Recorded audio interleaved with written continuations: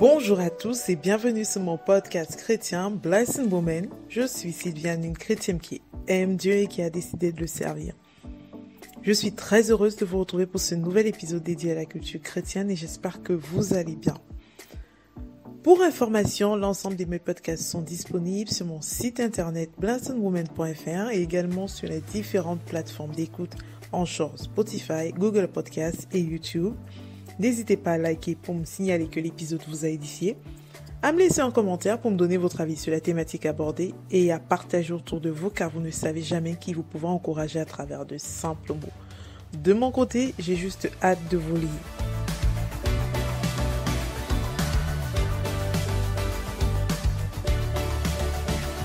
Aujourd'hui, pour ce nouvel épisode Culture chrétienne, après plus de 2 semaines d'absence, j'ai décidé de vous parler d'un livre que j'ai lu il y a un petit peu plus d'1 an. La thématique allant parfaitement bien avec ma série sur les couples que je diffuse actuellement le lundi. J'avais envie de vous parler du livre Le bonheur en couple de Lisa TerKeurst. Alors, je ne sais pas si je prononce bien son nom, mais vous voyez en titre et j'essaye de prononcer le mieux possible. Et si je prononce bien son nom, si j'ai écorché son nom, je m'en excuse, ce n'était pas volontaire. J'ai vraiment des fois des difficultés à prononcer des noms. Donc, je m'en excuse. Alors, elle en a fait 2, un pour les femmes et un autre pour les hommes. Je n'ai pas lu celui pour les hommes, je l'ai offert à mon mari, mais j'ai pas lu celui pour les hommes.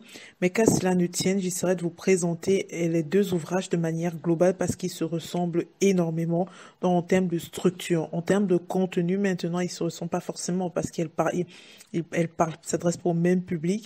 Mais en termes de structure, ça ressemble énormément. Il y a des choses qui sont similaires et forcément en termes de contenu, c'est différent. Une chose est sûre, moi j'ai lu celui des femmes et j'ai beaucoup aimé et je suis sûre que celui pour les hommes est tout aussi intéressant et édifiant. Avant toute chose, et comme à mon habitude, je vais déjà vous dire qui est Lisa TerKeurst et de quoi parle exactement son livre ou ses livres. Parce que je vais parler des 2. Alors, Lisa est une Américaine, auteure d'une 20aine d'ouvrages dont la plupart tournent autour de la femme et du mariage, et elle est également présidente de l'organisation Proverbe 31 Ministry. Elle est oratrice chrétienne et co-animatrice d'un programme de radio. Je vous mettrai dans la barre d'informations le lien vers son site internet pour ceux qui souhaitent en savoir plus. Je l'ai visité et je vous encourage à y faire un tour également quand son contenu peut en bénir plus d'un. En tout cas, ce que je dirais juste pour avoir visité son site internet, c'est que c'est une femme que le Seigneur a utilisée. Et moi, j'aime toujours dire, je dis pas j'aime toujours dire parce que c'est le Seigneur qui m'a dit ça une fois, que, en fait, les épreuves produisent ce témoignage. Et c'est une femme, de ce que j'ai lu quand je parcourais son site internet, qui a des témoignages à faire partager avec le monde. Donc, n'hésitez pas à aller visiter son site internet. Je suis sûre que son contenu vous touchera. Concrètement, de quoi parle le bonheur en couple? Si je dois un peu contextualiser ce livre, je dirais que la femme et l'homme ont chaque jour d'importants défis à relever pour maintenir la flamme de leur mariage. Et nous savons très bien, on ne se le cache pas, que les hommes avec grande tâche, bien évidemment, changent parce que leur réalité change année après année, jour après jour, mois après mois, semaine après semaine. Nous le savons. Celui qui dit j'étais le même au début de ma relation et maintenant c'est faux. Moi-même avec mon mari, je vois une différence entre qui nous étions au début de notre relation et qui nous sommes aujourd'hui. Donc, il y a de nombreux défis que les hommes et les femmes doivent affronter au quotidien. Et le livre Le bonheur en couple, vraiment, c'est un guide pratique qui s'appuie sur la Bible pour finalement donner des conseils à ces couples-là afin de mieux comprendre leur conjoint et surtout vivre un mariage de qualité. Il est paru en 2005, donc c'est pas un livre très récent. Et je reviens juste quand je dis mariage. Certains peuvent croire qu'il ne s'adresse qu'aux femmes mariées, mais j'ai juste envie de te dire, toi célibataire qui m'écoute, j'ai envie de te dire ceci, ce livre peut t'apporter également énormément. Car avant d'entrer dans un mariage, le Seigneur doit te préparer à être l'épouse qu'il veut que tu sois. Dans ce livre, peut-être, il y a quelque chose qui doit changer en toi avant que tu n'entres dans ton mariage. Il veut peut-être t'interpeller sur un sujet, peut-être sur un comportement, un caractère, ou bien un tort que tu as, ou bien quelque chose, une pensée, une réflexion que tu t'es faite que ça jamais. Il veut peut-être t'interpeller que avant d'entrer dans le mariage que j'ai pour toi, tu dois changer ça. Donc, n'hésite pas à aller le lire, car je pense qu'il t'édifiera. Voilà, c'est dit. Bien évidemment, l'auteur n'a pas une baguette magique pour faire de vos mariages des mariages de qualité, mais elle s'appuie sur son vécu et également sur les retours qu'elle a eus de plusieurs hommes et femmes qui aspiraient à être compris et appréciés par leurs conjoints. Ce livre, vraiment, elle les écrit parce qu'elle a eu des femmes et des hommes qui lui ont dit on aimerait bien que le sexe opposé nous comprenne mieux. Vous me direz certainement que chaque homme est différent. Je précise encore homme avec grand H. Que chaque homme est différent, mais qu'on ne se mente pas, qu'importe nos différences. Il y a toujours des points sur lesquels on est tous raccord, et ça même sur le plan du mariage. Donc, ne me dis pas, non, c'est juste, elle a pris une petite parcelle de la population, c'est pas représentatif. Il y a des points sur lesquels nous sommes tous raccords. Son panel soit de 2, de 3, de 5, de 15 couples, il y a des points sur lesquels nous sommes tous raccords. Ça, c'est une vérité. Moi, de mon avis, ça c'est mon point de vue, je pense que la question du mariage est très délicate, car chaque couple est unique et il n'y a que 3 personnes qui savent finalement ce qui se passe entre 4 murs, c'est Dieu et les 2 conjoints. Donc, il est assez difficile de transposer la manière dont on a résolu un problème dans un couple à un autre couple. Mais moi, je pense vraiment que le vécu d'autres personnes nous aide à avoir une autre perspective de nos problèmes et à les aborder sous des angles différents. C'est pour ça que moi, j'accorde toujours une très grande importance aux témoignages. C'est pour ça que j'aime écouter les témoignages des gens parce que même si ce n'est pas toi qui vis la chose, même si vous n'avez pas les mêmes réalités, les témoignages des autres nous édifient toujours d'une quelconque manière et nous aident toujours à avoir le problème dans lequel nous sommes d'une façon différente.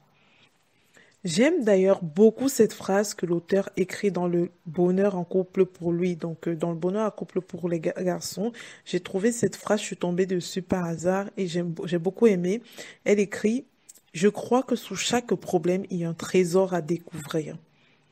Je vous le répète, je crois que sous chaque problème, il y a un trésor à découvrir. Et j'espère que son livre, autant celui pour les femmes que pour les hommes, vous aidera aujourd'hui, chers auditeurs, à découvrir ce trésor et à l'utiliser à bon escient pour solidifier votre mariage. Trêve de bavardage, je vais vous dire pourquoi j'ai aimé ce livre et pourquoi aujourd'hui je viens vous le recommander. Premièrement, les thématiques traitées sont intéressantes et assez complètes. L'auteur parle autant des questions de spiritualité, de morale que d'intimité et ses textes sont courts, explicites et faciles à lire.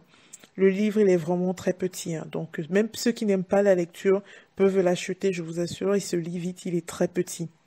Ensuite, à chaque fois, l'auteur prend des exemples concrets tirés soit de sa vie, soit de celle des personnes qu'elle a rencontrées, avec lesquelles elle a pu échanger durant ses conférences, parce que je vous ai dit plus haut qu'elle était oratrice, donc elle voyage elle fait pas mal de voyages où elle anime des conférences sur la vie de couple. Elle a rencontré pas mal de couples durant justement ces différentes conférences et elle se sert des histoires tirées de ces déplacements, de ces conférences pour alimenter son contenu et ce qui permet finalement au lecteur de s'identifier beaucoup plus facilement. À la fin de chaque chapitre, l'auteur propose un petit exercice qui vous amène à travailler sur vous-même et sur votre relation avec votre conjoint. J'ai essayé de prendre 2 petits exemples de ces exercices-là pour ne pas spoiler le livre. J'ai pris juste 2 petits exemples en sachant que j'en ai pris un autant dans le livre pour les hommes, autant dans le livre des femmes. Dans le chapitre 3 du livre consacré aux femmes, elle propose par exemple comme exercice d'écrire une prière personnelle pour son mari. C'est un très bel exercice personnellement, je trouve, parce que beaucoup de chrétiens ont souvent tendance à prier juste avec des mots et se dire que, avec juste la parole, se dire que prier c'est seulement juste la parole, alors que des fois, il est bon d'écrire même sa prière, d'écrire même ce qu'on ressent. C'est pas parce que vous l'écrivez que le Seigneur, vous ne le dites pas avec votre bouche que le Seigneur ne l'entend pas. Même écrit, le Seigneur l'a lu.